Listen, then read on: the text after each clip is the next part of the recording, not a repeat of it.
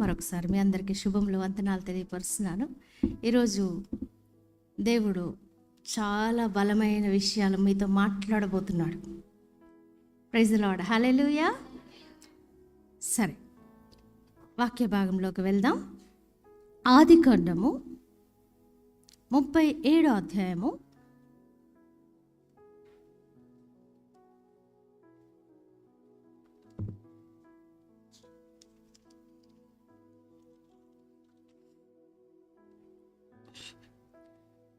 6-7 వచనాలు నేను చదువుతాను, చూడండి. మైక్ ఉన్న వాళ్ళు కూడా దగ్గర పెట్టుకోండి. అతడు వారిని చూచి, నేను కనిన ఈ కలను మీరు దయచేసి వినుడి. అదేమనగా, మనము చేనిలో పనలు కట్టుచుంటిమి. నా పన లేచి నిలుచుండగా మీ పనలు నా పనను చుట్టుకొని నా పనకు సాష్టాంగపడినని చెప్పాను.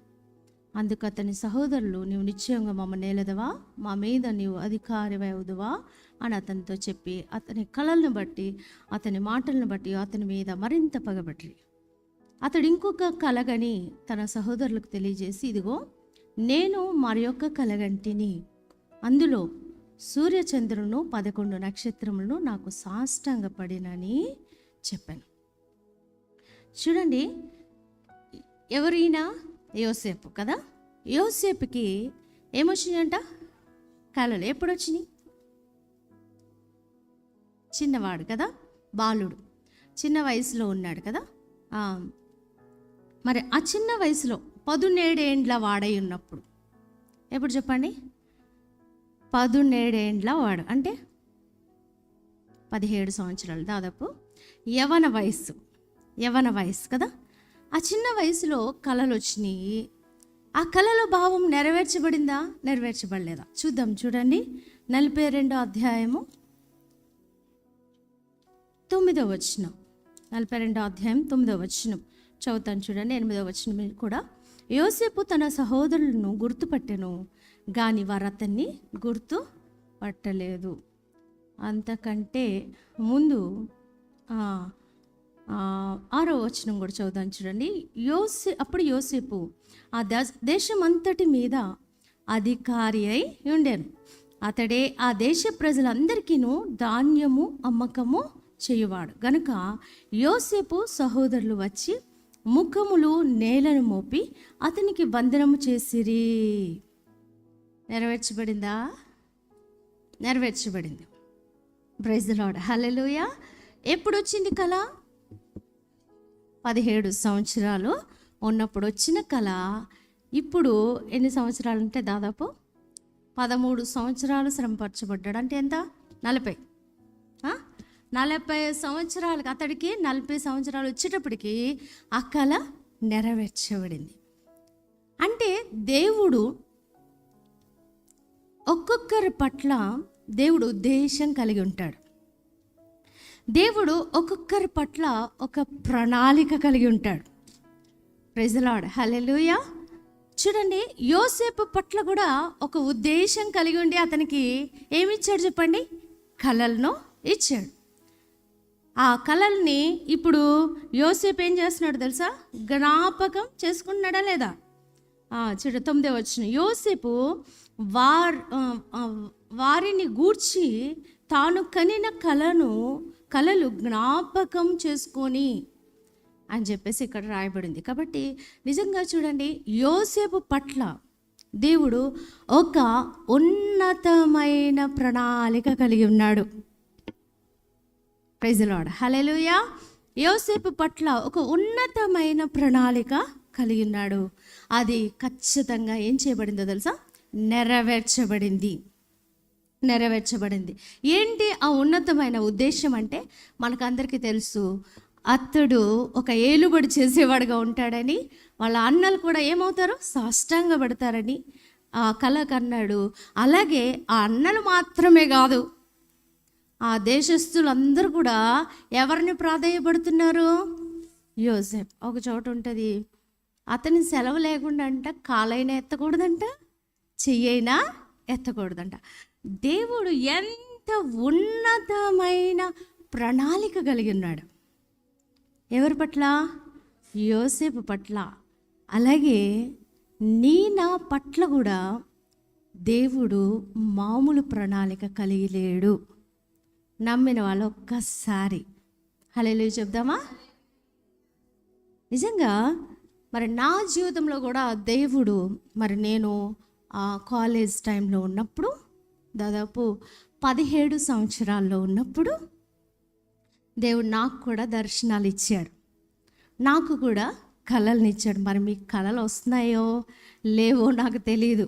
మీరు కళలు కనిన వారుగా ఉన్నారో లేదో తెలియదు. కళల మీద బేస్ కాదు, కానీ వాక్యం మీదే మనకు బేస్. కానీ దేవుడు కళల ద్వారా కూడా మాట్లాడే దేవుడు. ప్రైజ్ ది లార్డ్, హల్లెలూయా. ఈ మధ్యకాలంలో నేను బలహీనంగా ఉన్నాననుకోండి, ప్రార్థన చేస్తే ప్రభా ఈరోజు నైట్ మాట్లాడవా నువ్వు అని నేను ఏం చేస్తానంటే ప్రార్థన చేసుకుని పడుకుంటాను. మంచి మంచి దైవజనులు నా దగ్గరికి పంపిస్తూ ఉంటాడు కళలో. ఆ దైవజనులు వస్తే చాలు, నాకు ఎక్కడ లేని ధైర్యం అంతా వచ్చేస్తూ ఉంటుంది. ప్రైజ్ ది లార్డ్, హల్లెలూయా. దేవుడు మౌనంగా ఉండేటువంటి దేవుడు కాదు, తన ఉద్దేశాలు నెరవేర్చుకునేటువంటి దేవుడు. మరి నాకు వచ్చిన దర్శనం ఏంటంటే, నేను ఎప్పుడైతే రక్షణ పొందానో నేను సేవ చేస్తున్నట్టు దర్శనం దేవుడు నాకు ఇచ్చాడు. నేను బలంగా సువార్త చెప్తున్నట్టు, బలంగా వాక్య పరిచర్య చేస్తున్నట్టు, అనేకులు దర్శించబడుతున్నట్టు, అనేకులు స్వస్థపరచబడుతున్నట్లుగా దేవుడు నాకు దర్శనం ఇచ్చాడు. ఆ దర్శనం విషయంలో ఎన్నో ఆటంకాలు వస్తున్నాయి, కానీ నా దర్శనం మాత్రం నేను వదిలిపెడతలేదు. ప్రైజ్ ది లార్డ్, హల్లెలూయా. ఆ దర్శనం మీదే నేను ఏం చేస్తున్నానంటే ఆధారపడుతూ ఉన్నాను. దేవా నువ్వు దర్శనం నెరవేర్చు అని చెప్పేసి. ప్రైజ్ ది లార్డ్, హల్లెలూయా. కాబట్టి మరి దేవుడు మన పట్ల కూడా ఒక ఉద్దేశము కలిగి ఉన్నాడు. వాక్యంలో ఒక చోట రాయబడింది, మీరు ఫలించుటకును మీ ఫలము నిలిచి ఉండుటకును నేను ఏర్పరచుకుని నియమించాను.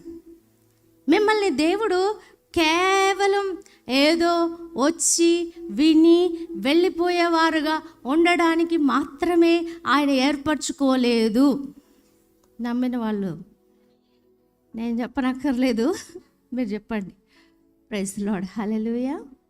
కేవలం వచ్చి విని వెళ్ళిపోయేవారుగా ఉంటారని దేవుడు మనల్ని ఏర్పరచుకోలేదు. మరి ఎందుకు ఏర్పరచుకున్నాడు? నీవు ఫలించాలని, నీ ఫలము నిలిచి ఉండాలని దేవుడు మనల్ని ఏర్పరచుకున్నాడు. ప్రైజ్ ది లార్డ్, హల్లెలూయా. కాబట్టి ఇక్కడ యోసేపు పట్ల ఇంత గొప్ప ప్రణాళిక కలిగి ఉన్నాడు, దేవుడు నెరవేర్చాడు. నెరవేర్చకుండా ఆటంకాలు రాలేదంటారా? యోసేపు జీవితంలో వచ్చినాయి.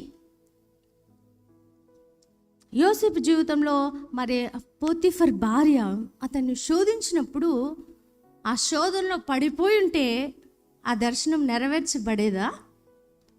చెప్పండి. ఈ రోజున నా జీవితంలో కూడా ఆ దర్శనం, దేవుడు కలిగి ఉన్న దర్శనం నెరవేర్చబడకుండా వస్తున్న ఆ శోధనలను జయించగలిగితే నువ్వు తప్పకుండా దేవుని కార్యాలని నువ్వు అనుభవించగలుగుతావు. ప్రైజ్ ది లార్డ్, హల్లెలూయా. కాబట్టి నీవు వెళ్ళాలనుకుంటున్నావు, కానీ ఏమైపోతున్నావు తెలుసా? జారిపోతున్నావు, పడిపోతున్నావు. అందుకే అపోస్తలుడైన పౌలు చెప్తాడు, నేను గురి యొద్దకే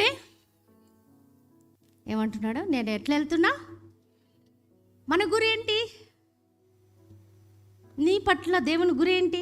నా పట్ల దేవుని గురి నాకు అర్థమైపోయింది. నా పట్ల దేవుని గురి నాకు అర్థమైంది. నీకు అర్థమైందా?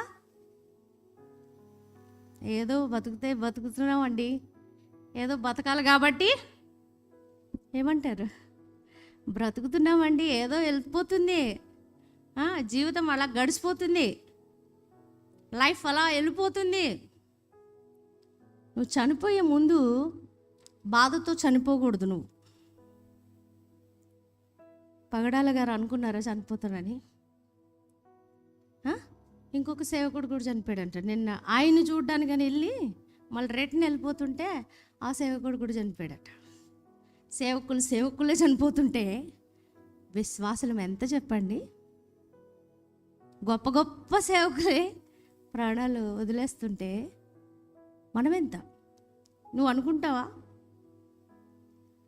నాకు చావు రాదు అనుకుంటాం మనం. ఒక ఆమె ఎగతాళిగా మాట్లాడుతుంది సేవకుడిని. నేను అనుకున్నాను ఆమెకు రాదా చావు, పగడాలు పగిలిందా అని పాడుతుంది ఆమె. చూడండి, అంటే ఆమె అనుకుంటుంది నాకు చావు రాదు అని. నేను అనుకుంటా నీకు కూడా వస్తుంది చూడు, నీకు కూడా త్వరలో మూడింది అన్నట్టుగా నేను అనుకుంటున్నా. నేను కూడా అనుకోకూడదు. ప్రైజ్ ది లార్డ్, హల్లెలూయా. కాబట్టి మన జీవితం ఎప్పుడు ముగించబడుతుందో మనకి తెలియదు. కాబట్టి నా గురి తెలుసుకుని ఉండాలి. నేను తెలుసుకున్నాను, నీవు కూడా నీ గురి ఏంటి అన్నది ఖచ్చితంగా నువ్వు తెలుసుకొని ఉండాలి. ప్రైజ్ ది లార్డ్, హల్లెలూయా. కాబట్టి ఇంకా కొన్ని మాటలు మనం చూద్దామా. ఇర్మియా గ్రంథం